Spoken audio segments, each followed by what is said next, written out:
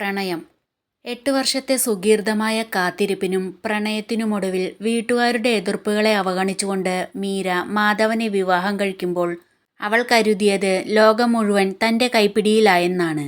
അതിർത്തിയിൽ കാവൽ നിൽക്കുന്ന പട്ടാളക്കാരന് തൻ്റെ മകളെ നൽകില്ലെന്ന അച്ഛൻ്റെ വാശിക്ക് മുന്നിൽ അവൾ തളർന്നില്ല.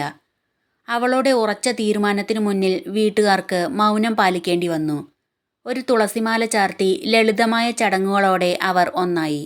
വിവാഹം കഴിഞ്ഞ് മധുവിധുവിൻ്റെ നാളുകളുടെ കൊതി തീരും മുൻപേ മാധവന് യൂണിറ്റിലേക്ക് മടങ്ങേണ്ടി വന്നു. പോകുമ്പോൾ അവളുടെ നെറുകയിൽ ചുംബിച്ചുകൊണ്ട് അവൻ പറഞ്ഞു, 6 മാസം നീ കാത്തിരിക്കണം. അടുത്ത വരവിന് നമുക്കൊന്നിച്ചൊരു യാത്ര പോകാം.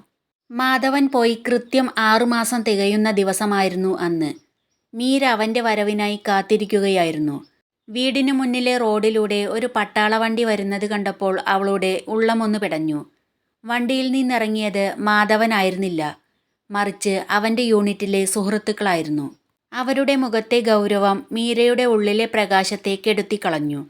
അതിർത്തിയിലുണ്ടായ അപ്രതീക്ഷിതമായ നുഴഞ്ഞുകയറ്റത്തിനിടയിൽ മാതൃരാജ്യത്തിനു വേണ്ടി പോരാടി മാധവൻ വീരമൃത്യു വരിച്ചിരിക്കുന്നു. പിന്നീടുള്ള ദിവസങ്ങളിൽ മീരയ്ക്ക് ഒരു മരവിപ്പായിരുന്നു. കരയാൻ പോലും മറന്നവളെപ്പോലെ അവൾ അവൻ്റെ ഓർമ്മകളിൽ തളച്ചിടപ്പെട്ടു. വീട്ടുകാർ അവളെ തിരിച്ചു വിളിച്ചു. പക്ഷേ അവൾ മാധവൻ്റെ വീട്ടിൽ തന്നെ തുടരാൻ തീരുമാനിച്ചു. അവൾക്കു ചുറ്റും അവൻ സമ്മാനിച്ച 8 വർഷത്തെ പ്രണയത്തിൻ്റെ ഓർമ്മകളുണ്ട്. അവൻ്റെ യൂണിഫോമിലെ ഗന്ധമുണ്ട്. അവസാനമായി അയച്ച കത്തിലെ അക്ഷരങ്ങളുണ്ട്. ഒരു പട്ടാളക്കാരൻ്റെ ഭാര്യയായി ജീവിക്കുക എന്നത് അഭിമാനമാണെന്ന് അവൾ തിരിച്ചറിഞ്ഞു. പ്രണയം 8 വർഷത്തെ കാത്തിരിപ്പിലോ 6 മാസത്തെ ദാമ്പത്യത്തിലോ അവസാനിക്കുന്ന ഒന്നല്ലെന്നും അത് ശ്വാസം നിലയ്ക്കുന്നതുവരെ തുടരുന്ന ഒരു തപസ്യയാണെന്നും അവൾ ലോകത്തിന് കാണിച്ചു കൊടുത്തു. മരണത്തിന് ശരീരത്തെ മാത്രമേ കൊണ്ടുപോകാൻ കഴിയൂ മീര. നീ എനിക്കായി കാത്തുവച്ച പ്രണയത്തിന് മരണമില്ല എന്നവൻ അവളുടെ കാതിൽ പറയുന്നതായി അവൾക്ക് തോന്നി. മാധവൻ്റെ ഓർമ്മകൾക്ക് മുന്നിൽ ഓരോ ദിവസവും അവൾ ഒരു ദീപം തെളിയിച്ചു.